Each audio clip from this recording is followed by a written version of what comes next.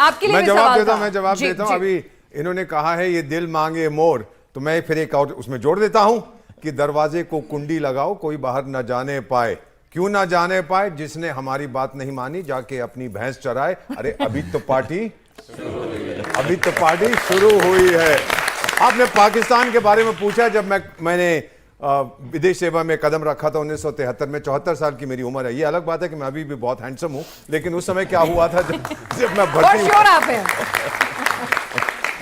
तो उस समय हमें बताया गया था कि पाकिस्तान की स्थिरता भारत के लिए बहुत जरूरी है। Total nonsense. इतने साल हो गए, पाकिस्तान कहता है कि मेरे जीने का मकसद यही है कि मैं आपको तंग करूं। 4 टुकड़े होने वाले हैं, आप देख लीजिएगा साहब। ये सिंधु नदी का पानी जो हम बंद कर रहे हैं, भरोसा करिए हम पर, हम जानते हैं हम क्या कर रहे हैं। अगले साल की आखिर तक एक बूंद नहीं जाएगा, जो आपके लीडर्स ने कहा। फिर क्या होगा? ये सिंधु नदी जाती है खैबर पख्तूनख्वा, जहां पठान रहते हैं। My father was a Pathan, मैं जानता हूं। उनको पानी नहीं मिलेगा, वो ठोकेंगे पंजाबियों को जो उनके नीचे हैं, जहां सिंधु जाती है। पंजाबी ठोकेंगे सिंधियों को जो सबसे आखिर में है, जहां सिंधु नदी मर जाती है। वहां पे अपने आप गृह युद्ध शुरू हो जाएगा पानी के ऊपर। यह एक मास्टर स्ट्रोक है जो भारत ने किया है, जो आज के चाणक्य नरेंद्र मोदी ने किया है। और फाइनली आपका प्रश्न था कि डोनाल्ड ट्रंप के साथ कैसे डील किया जाए। अमृतसर के छोले खिलाओ उसको सर, वो ठीक हो जाएगा। Don't worry about it. अब वो अलास्का में कह रहा है कि मैं पुतिन्स्की से मिलूं, पुतिन्स्की नहीं, क्या नाम है उसका, वही जो भी है, उनसे मिलूंगा। ट्रंपिन्स्की पुतिन्स्की की मीटिंग होगी और बेचारा बेगिंस्की यूक्रेन वाला क्या करेगा। सर ये आदमी है कि दिन में हर 15 मिनट में अपने बयान बदलता है।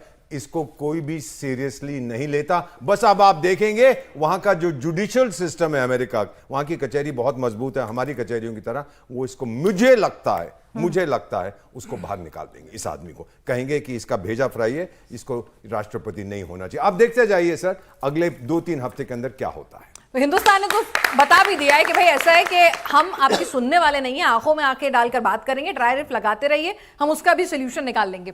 जी नमस्कार, मेरा नाम प्रभात त्रिपाठी है, मैं दिल्ली के सकरपुर से हूँ। मेरा सवाल इस पैनल से ये है कि आज पूरी दुनिया युद्ध के इसमें भटक रही है। भारत पाकिस्तान का अपना मसला है, गाजा में अलग, यूक्रेन और रशिया का अपना मसला है, चाइना और ताइवान का अपना मसला है, और इसमें ट्रंप साहब को नोबेल शांति पुरस्कार पाने का अपना मसला है।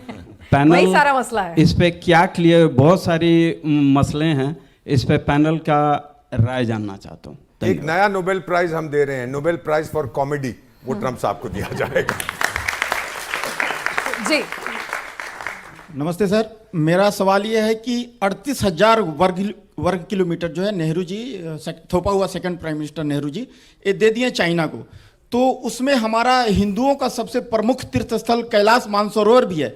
तो वो उस पर जो है हमारा सेना का कितना फोकस है, हमारा भारत सरकार का कितना फोकस है, वो वापस आएगा या नहीं? मतलब ये दिल मांगे मोर यहाँ पे शुरू हो गया है कि ये पाकिस्तान में घुस कर मारा तो अब कह रहे हैं कि चीन, अरे चीन से तो भी बात कर रहे हैं सर। बताइए दुबे सर, आप मुस्कुरा रहे हैं।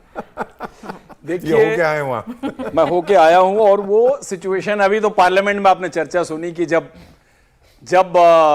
चीन को 2000 किलोमीटर जमीन, 38,000 वर्ग नहीं, अभी जो लेटेस्ट जो चर्चा चली थी 2014 के बाद की, तो ऐसा आरोप लगा था कि इतनी जमीन चीन को हमने दे दी और इस पे भारत सरकार चुप है। तो उस पे जो आप जो प्रश्न कह रहे हैं, ये प्रश्न उसका उत्तर बन के आया था, जहां तक मुझे याद है। तो इसमें माननीय गृह मंत्री ने बयान दिया था कि जो भी चीज हमारे सामने हुई है, निश्चित रूप से वो तो हमारी जिम्मेदारी है भाई, हम सरकार में हैं, वो जिम्मेदारी तो हम लेते हैं। लेकिन ये बताइए, जो चीज आपके टाइम में हुई उसकी जिम्मेदारी कौन लेगा? ये प्रश्न उन्होंने काउंटर क्वेश्चन पूछा था, मुझे याद है, मैंने प्रोसीडिंग उस दिन की देखी थी। कहने का अर्थ है कि अगर आप चाइना पाकिस्तान के रिलेशनशिप को देखें 1947 के बाद, तो बड़ी गंभीर, बड़ी सिग्निफिकेंट चीजें हुई, और वो 60 से पहले हो चुकी थी, 60 से पहले हो चुका था। 62 तो एक क्लाइमैक्स था वार के तौर पे, और वो भी हमारी बहुत बड़ी पॉलिटिकल और डिप्लोमेटिक हार मानी गई थी कि we could not sense a war which was hovering on head. हमारे सिर पर वार मंडरा रहा था, और उसी से ठीक पहले हमने चाइनीज लीडरशिप का इतना बड़ा इस्तकबाल किया था भारत के अंदर, और उसके बाद हमारे सामने एक अटैक के फॉर्मेट में आया। और एक बात आपकी सही है कि उस समय एक बड़ा भूभाग चला गया भारत के पास से। लेकिन अगर आप आज की पोस्चरिंग देखिए तो हम आज बहुत ही मजबूती से इस चीज का सामना कर रहे हैं, और उसका सबसे बड़ा एग्जाम्पल है गलवान।